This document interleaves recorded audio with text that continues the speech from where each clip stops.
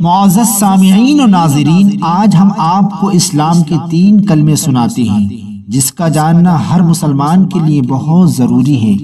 آپ سماعت فرمائیے۔ پہلا کلمہ طیب، لا الہ الا اللہ محمد رسول اللہ۔ دوسرا کلمہ شہادت، اشہد ان لا الہ الا اللہ وحدہ لا شریک لہ واشہد ان محمدا عبدہ ورسولہ۔